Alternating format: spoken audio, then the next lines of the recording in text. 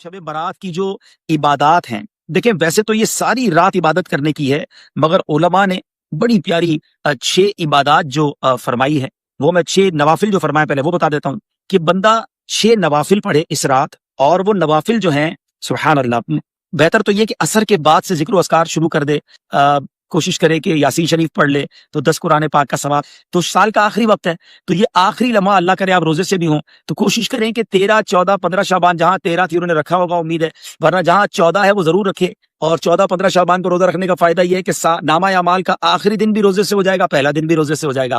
اب نامہ اعمال کے جو آخری لمحات ہیں وہ کون سے ہیں؟ وہ عصر سے مغرب سے پہلے والے ہیں، تو اس میں تلاوت کر لیں، سورہ یاسین پڑھ لیں، استغفار پڑھ لیں، درود پاک کثرت سے پڑھ لیں، وہ وقت عبادت میں گزارے تو آخری لمحات بھی عبادت میں ہو جائیں گے۔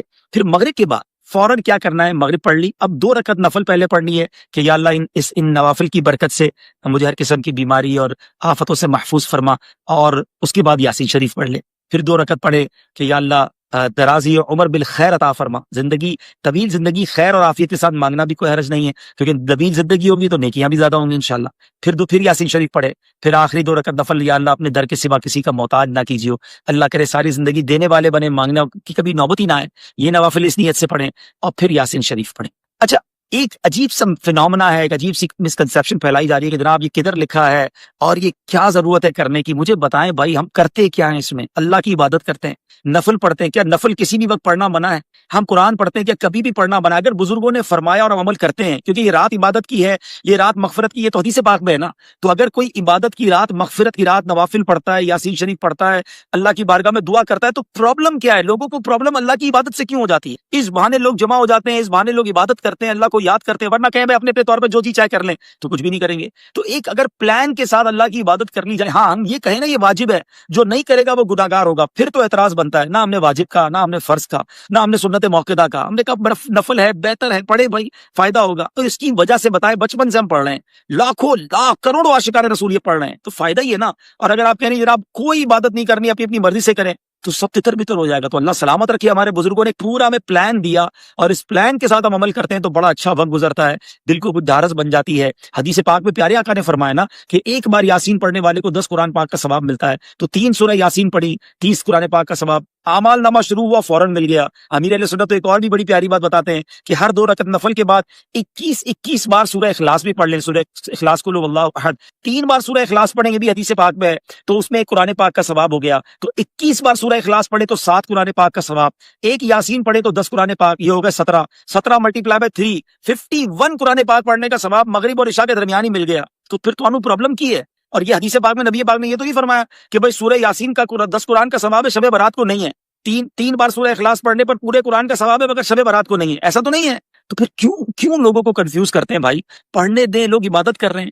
تو بہرحال آ جائیں واپس اپنے پوائنٹ کی طرف کہ عبادت کریں، دل کھول کر کریں۔ اس کے بعد آپ کیا کریں؟ رات کو ویسے تو قبرستان جانا بھی سنت، لیکن اس رات کو میرا ایک اور مشورہ یہ ہے کہ صلاۃ التسبیح بھی ادا کریں۔ بڑی کمال کی نوافل ہیں یہ، اور بڑی طویل نوافل ہیں، اس کو پڑھنے کا مزہ بھی کچھ اور آتا ہے۔ تو اب ظاہر مسجدوں میں شاید نہیں ہو سکے گی تو اپنے گھروں میں صلاۃ التسبیح ادا کریں۔ آلموسٹ لیٹ نائٹ تک مدنی چینل پر نشریات رہیں گی، اور اعلان ہوا ہے کہ امیر اہل سنت اس جگہ سے دعا کریں گے شب برات تقریباً 12 بجے کے آس پاس، کہ جہاں نالین اقدس موجود ہے نبی پاک کے جو تبرکات ہیں امیر اہل سنت کے پاس، وہاں سے امیر اہل سنت انشاءاللہ دعا کریں گے۔ تو آپ نے ضرور شب برات کی رات مدنی چینل کے ساتھ گزارنی ہے، تو انشاءاللہ بہت کچھ آپ جان لیں گے اور سیکھ لیں گے۔ چلے جناب، کچھ باتیں ہو گئی، کچھ نوافل ہو گئے، عبادات کا بتا دیا۔ 14 رمضان بھی روزہ، 14 شعبان بھی روزہ رکھیں، 15 شعبان بھی ضرور روزہ رکھیں۔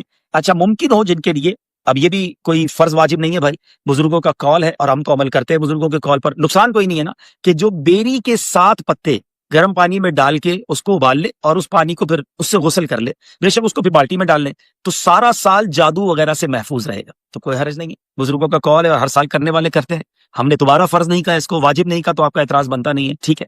اسی طرح یہ بھی روایتوں میں ملتا ہے کہ اس رات جو وہ تو 10 محرم کے لیے کہ شب زمزم 10 محرم کو زمزم شریف جو ہے وہ تمام پانیوں میں شامل ہوتا ہے۔ شب برات کے لیے یہ بیری کے پتوں والی بات آ گئی، ٹھیک ہے جناب۔ تو بہرحال عبادت کریں اور دل کھول کر کریں، اللہ کی عبادت میں کسی سے سرٹیفکیٹ نہیں لینا، ہمیں عبادت کریں اور جو کر سکتے ہیں کریں، مانگیں۔ آسمان دنیا سے یہ اعلان ہوتا ہے کوئی مانگنے والا کہ ہم اس کی مغفرت کر دیں؟ ہے کوئی توبہ کا طلبگار کہ اس کی توبہ قبول کی جائے؟ ارے ہم گناہ گاروں کو تو توبہ چاہیے، مغفرت چاہیے، اللہ کی طرف سے رحمت چاہیے. تو اس رات خوب مانگنا ہے، بہت مانگے، بلکہ آج بھی مانگے، کل بھی مانگے. آج ماشاءاللہ دنیا کے کئی ملکوں میں شب برات ہے، عرب ممالک میں شب برات ہے، تو انشاءاللہ مکہ مدینے میں شب برات ہے. تو انشاءاللہ آج رات 11:30 بجے ہمارے سلسلے کے بعد حاجی شاہد صاحب دامت برکاتہ ملانیہ لائیو مدنی چینل پر بیان کریں گے، specially for the viewers of Madani channel, جہاں شب برات ہوگی. پھر 12:30 بجے آج رات بھی امیر علیہ سنت دعا کریں گے. تو آج رات سے سلسلہ شروع ہے عبادت کا. میں ہوں اور قرآن ہے، تسبیح ہے، عبادت ہے، نوافل ہیں، روزے ہیں. لگ جاؤ بھائی، اور کوئی کام نہیں کرنا، توبہ کرے. اگر ان 6 لوگوں میں آپ شامل ہیں جن کا میں نے بیان کیا تو ضرور توبہ سچی کر لیں، تاکہ جب سب بخشے جائیں تو میرا نام بھی اس میں شامل ہو جائے. چلیں جناب، اب آپ کے کچھ میسج 2-4 منٹ پڑھ لیتا ہوں اور اس کے بعد انشاءاللہ ہم بھی دعا کریں گے. صلو علی الحبیب. جناب 14 شعبان کی رات یعنی 8 اپریل. ارشد اویسی صاحب دیکھیں، ہمارے یہاں پاکستان میں 14 شعبان کل ہے، یعنی بدھ اور جمعرات کی درمیانی رات. عرب ممالک میں آج بڑی رات ہے. ٹھیک ہے، ہاں یہ غسل جو ہے عامر شداد بھائی مغرب کے بعد سے لے کر فجر تک کبھی بھی آپ بیری کے پتوں کے ساتھ غسل کر سکتے ہیں. ہاں مشکات آج نہیں ہے، مشکات بھی آج اپنی خالہ کے گھر کل چلی گئی ہیں. مشل بھی نہیں ہے، آج ہم اکیلے ہیں اور بہت زیادہ دونوں کو مس کر رہے ہیں. جی 12:30 بجے عمر بھائی پاکستانی ٹائم کے مطابق آج رات 12:30 بجے امیر علیہ سنت آج بھی دعا کریں گے اور کل بھی کریں گے انشاءاللہ. مشکات لگتا ہے ہمارا لازم سیگمنٹ ہو گئی ہے ماشاءاللہ، میسجز آ رہے ہیں ان کے لیے. میں ٹرائی کرتا ہوں کہ دیکھوں مجھے وہ نعتیں جو زبان میں نعتیں ہیں وہ مل جائیں تو میں انشاءاللہ آپ کی دل جوئی کے لیے اس میں سے کچھ پڑھ دوں گا. درود پاک پڑھیں، صلو علی الحبیب. مل گئی جناب، چلیں. اسی مصطفیٰ جے وطن جا دیوانہ، سکوں تھا نبی جے سہن جا دیوانہ. اسی مصطفیٰ جے وطن جا دیوانہ، سکوں تھا نبی جے سہن جا دیوانہ. نبی جے حرم میں عجب جی چمک آ، نبی جے حرم میں عجب جی چمک آ.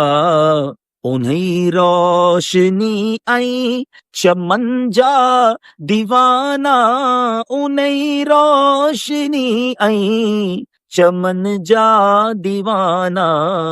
اسی مصطفیٰ جے وطن جا دیوانہ، سکوں تھا نبی جے سہن جا دیوانہ.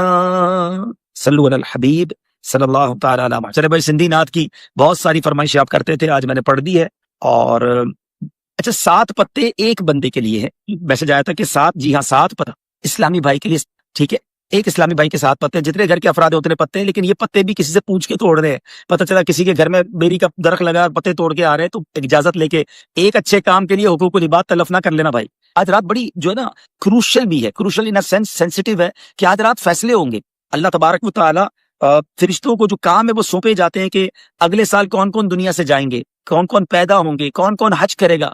آج تو مانگنا ہے نا کہ یا اللہ اس سال حج بھی لکھ دے، اس سال ہمیں سلامتی والی زندگی دینا، رزق میں اضافہ عطا کر دے. دعا کے اندر بھی جو ہے نا شب برات کی، اب ذرا سنیے گا، میں تھوڑا سا 1-2 جملے سناتا ہوں. اللہم یا ذا المن ولا یمن علی، یا ذا الجلال والاکرام، یا ذا الطول والانعام، لا الہ الا انت ظہر اللاجین وجار المستجیرین وامان الخائفین. اللہم ان کنت کتبتنی عندک فی ام الکتاب شقیا او محروما او مطرودا او مقترا علی فی الرزق. اب ذرا یہاں تک کا ترجمہ سنیے گا. اے اللہ، اے احسان کرنے والے کہ جس پر احسان نہیں کیا جاتا، اے بڑی شان و شوکت والے، اے فضل و انعام والے، تیرے سوا کوئی معبود نہیں. تو پریشان حالوں کا مددگار، پناہ مانگنے والوں کو پناہ اور خوفزدہ کو امان دینے والا ہے. ہم سب کو امان چاہیے نا، ڈرے ہوئے ہیں نا، اللہ سے مانگو نا، اے خوفزدہ کو امان دینے والے. پھر فرمایا اب یہ جو ام الکتاب کی بات ہے نا، کتنی گہری بات ہے کہ اے اللہ اگر تو نے اپنے یہاں ام الکتاب یعنی لوح محفوظ میں مجھے شقی یعنی بدبخت، محروم، دھتکارا ہوا اور رزق میں تنگی دیا ہوا لکھ چکا ہے، اے اللہ اگر تو نے لکھ دیا ہے تو اب آگے کیا فرمایا، آگے کیا عرض ہے، ذرا سنیے گا. میں دوبارہ یہاں سے پڑھوں گا تاکہ آپ کو اب ترجمے کے ساتھ جب آپ سنیں گے نا تو ایمان تازہ ہوگا. کیا ہم نے دعا کی، اللہم ان کنت کتبتنی فی عندک فی ام الکتاب، لوح محفوظ میں اگر تو نے مجھے لکھ دیا ہے شقیا او محروما او مطرودا او مقترا علی فی الرزق، رزق کٹا ہوا لکھ دیا ہے، فمحو، اے اللہ مٹا دے. اللہم بفضلک شقاوتی و حرمانی و طردی و اقتطار رزقی واثبتنی عندک فی ام الکتاب سعیدا مرزوقا موفقا للخیرات۔ اے اللہ تو مالک ہے نا، تو خالق ہے، اس کو مٹا دے۔ اور اے اللہ اب ہمارے لیے کیا لکھ دے، سنو کہ اے رب کریم تو مجھے خوش بخت اپنے پاس ام الکتاب میں مجھے خوش بخت رزق دیا ہوا، بھلائیوں کی توفیق دیا ہوا تحریر فرما دے۔ سبحان اللہ سبحان اللہ، بڑی کمال کی دعا۔ پھر آگے اے اللہ تو اپنے پیارے حبیب علیہ الصلوۃ والسلام کے صدقے لیلۃ الشعبان کی نصف رات جس میں تو خاص تجلی فرماتا ہے، اس میں ہم